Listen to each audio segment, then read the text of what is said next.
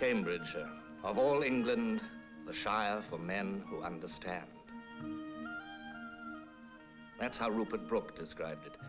And a traveler new to this ancient county and the other East Anglian villages that border it might ask just what it is these quiet people understand. After a while, he would learn that what they understand is expressed not so much in what they say as in their bearing. Roman legions began the battle to win East Anglia from fen and forest. Through the long centuries, the land has grown richer, its beauty has ripened, and its wisdom has distilled slowly, like a good brew in the cask. But not to be gulped in haste, rather to be lingered over in the sunshine. And in this hospitable land, you, the stranger, will soon find yourself in tune with its rhythm, absorbing its essence. What remains of the fenland seems haunted by an ancient knowledge, silent and unfamiliar. But the crown of East Anglia, Cambridge itself, that is something different. Here, knowledge is far from silent. Here, too, are the men who understand and who always want to understand more. They jab at the frontiers of knowledge like the spear point of an army. And since Cambridge University began nearly 7 centuries ago, they have been probing those frontiers, casting doubt on old ideas, asking awkward questions. They still ask them today. The frontiers of knowledge. And here is one of the battle outposts, the Cavendish Laboratory, an outpost, but in the heart of the university to which it belongs. Here, Rutherford first split the atom, but that was yesterday, and Cambridge is always busy with today's questions, using the victories of yesterday as a springboard.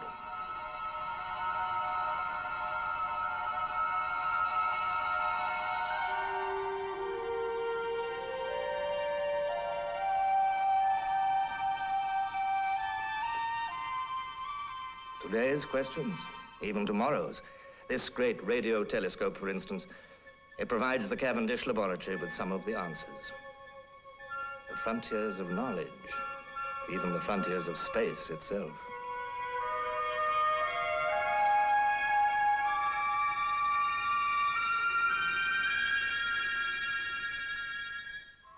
Cathode ray tubes within medieval walls. But there's no contradiction here. Today, just as when those walls were new, they contain some of the foremost minds of the age. The habit of a monk or the shirt sleeves of a scientist, down the centuries, they have followed the same star. They all wanted to know why. They would have understood each other.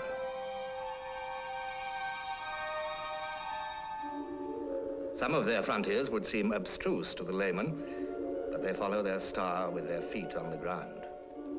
Nothing could be more practical than the fight against polio, and through electron microscopes such as this, the tiny battleground is magnified hundreds of thousands of times. Electron and X-ray microscopy is only one of the fields in which the Cavendish Laboratory is doing revolutionary work, parallel with other countries, but along its own lines in the Cambridge tradition. That tradition is not confined to the university. Here is the research department of a Cambridge electronics factory, asking its own questions, thorny questions, vital questions in the Cambridge tradition. For that tradition seems to be part of the Cambridge air. What is to be seen in the heart of an atomic pile? It would be useful to know. So Cambridge men build a TV camera to find the answer.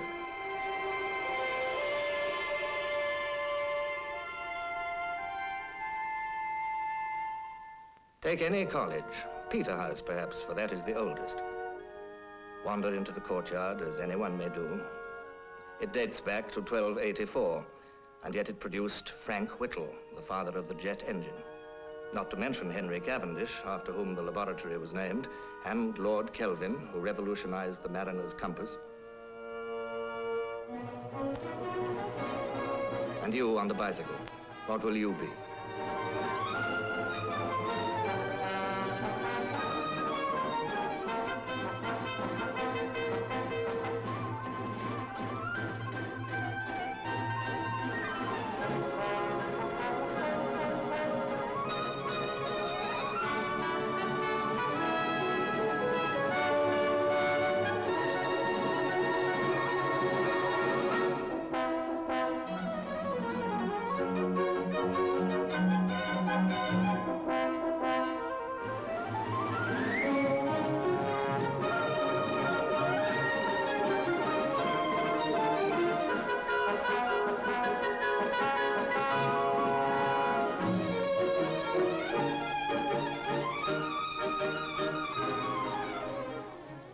this one will design spaceships, or write greater plays than Bernard Shaw, or find a cure for the common cold, or plan buildings as modern as this is ancient, or merely catch the 8:15 to the office every morning. Right now, all he's worried about is that she hasn't written to him. Cheer up, she didn't write to Henry Cavendish or Lord Kelvin either. Compared with the august Porter, they too were nobodies. And yet, one day, the Porter may say, I knew him when. Cambridge isn't entirely devoted to science, of course. There are other frontiers than those revealed by the electron microscope, and Cambridge explores them all. When King's College was founded by Henry VI, there was hardly such a thing as science, though what there was, Cambridge men were asking questions about as usual.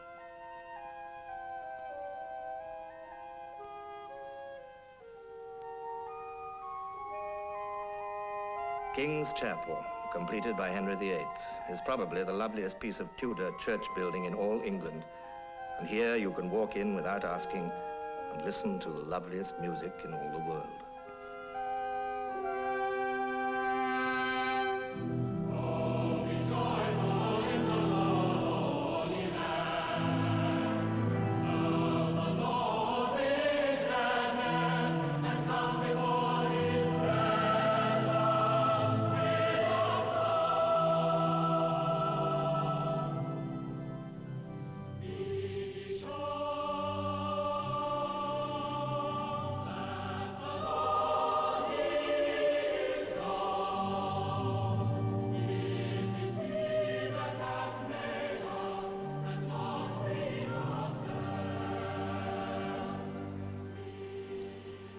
The backs, where 6 colleges flank the River Cam, are like a jewel set in the gold of the city, a place of loveliness as well as learning.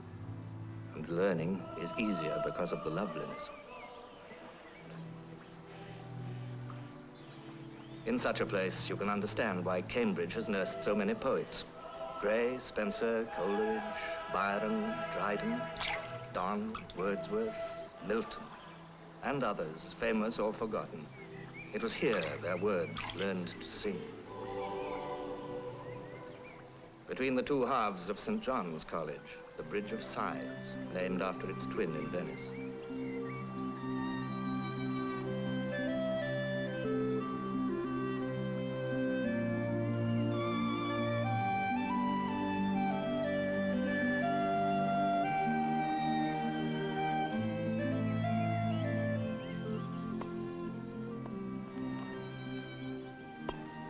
Cambridge, like other English universities, is a federation of colleges. Every student has friends in other colleges and attends lectures outside his own. So he has a double loyalty, to college and to university. Thus is preserved both the unity and the variety of the Cambridge tradition.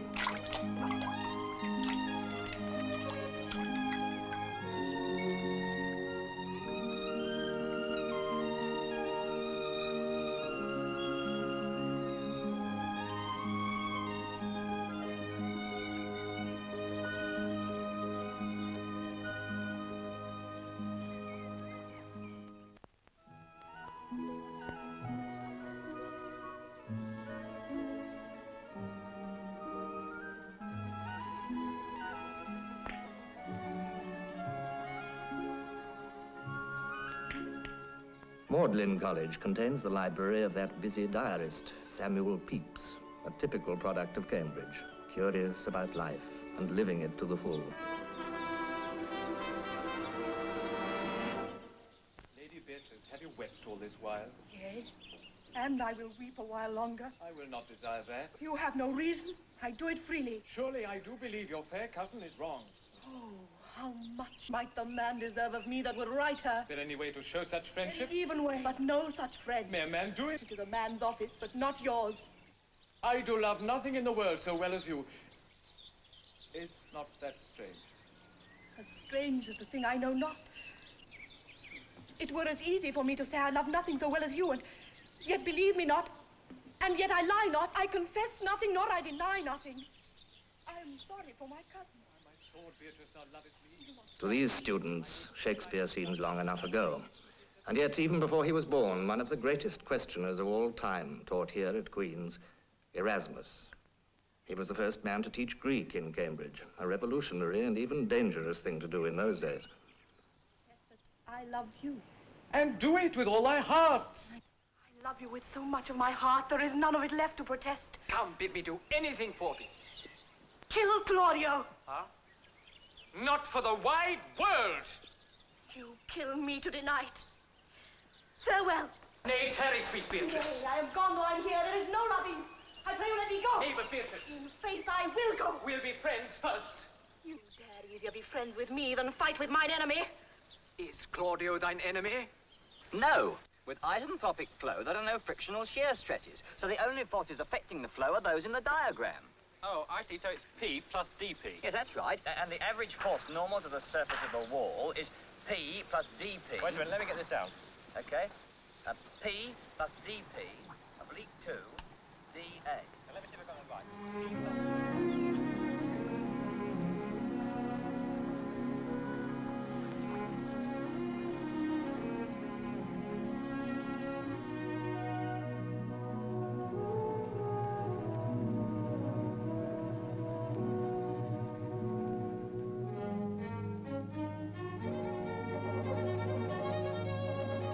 A little world like nowhere else in the wider world.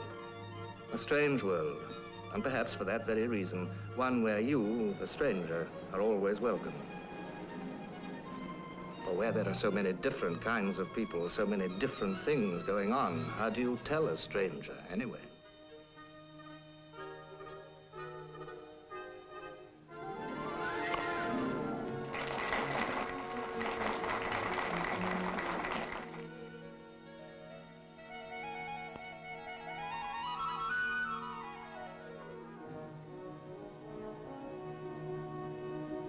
To keep the mind fresh and receptive, physical well-being helps, and everyone has his own idea of how to achieve it.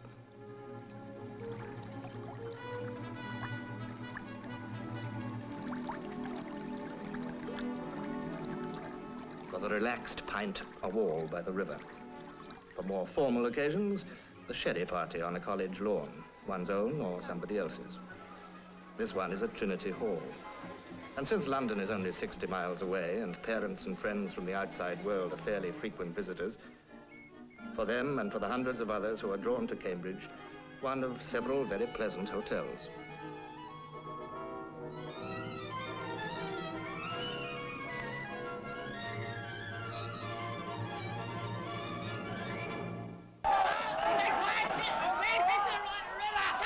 These are the May races, which for some reason are held every year in the middle of June. They decide which college is to be head of the river for the year. The river is too narrow for them to race abreast, so they start equally spaced in last year's order. If a boat succeeds in bumping the one in front, they change places for the next day. This goes on for 4 days, so a college can move up 4 places in the year, or down.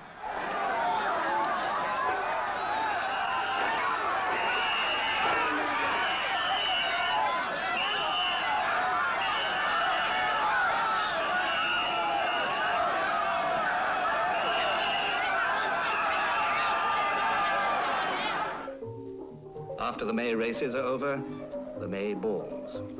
If you can get to Cambridge for one of these, drop everything and go. Whatever you were going to do is less important.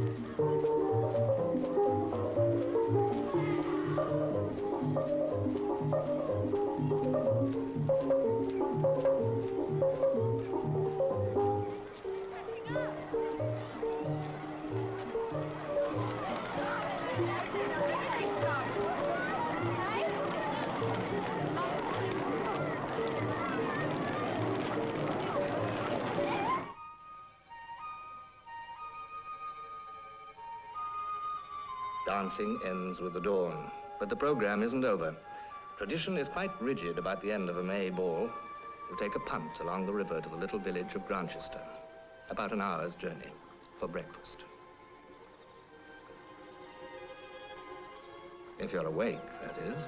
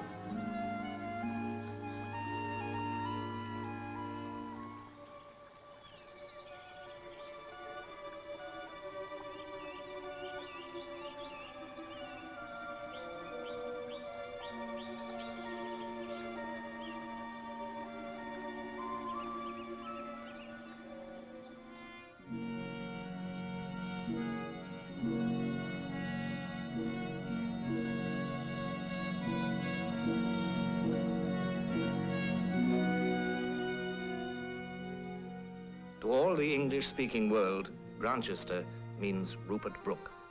And to Brooke himself, whose name, in alphabetical order with the rest, is on the village war memorial in that churchyard, Grantchester meant perfection. The women there, he said, do all they ought. The men observe the rules of thought. They love the good, they worship truth, they laugh uproariously in youth. And when they get to feeling old, they up and shoot themselves, I'm told.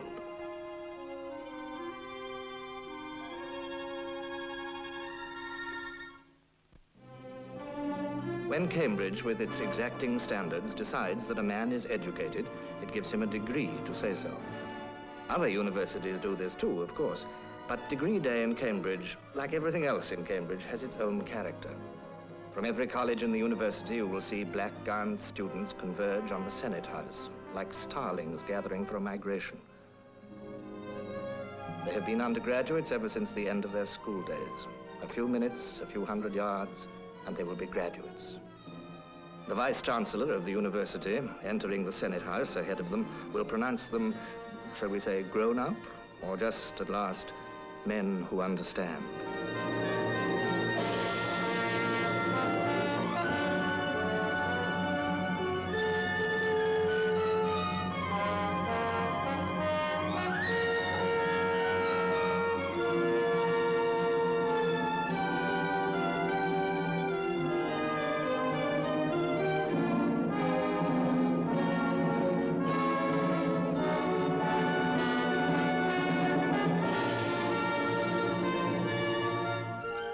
Now they are graduates, men and women with letters after their names.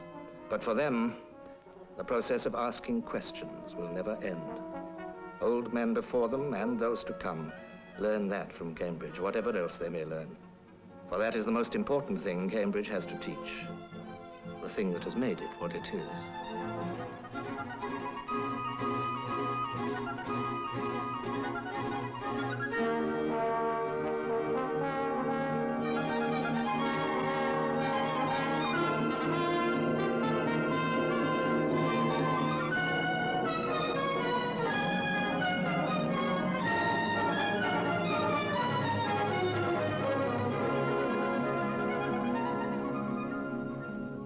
The next question.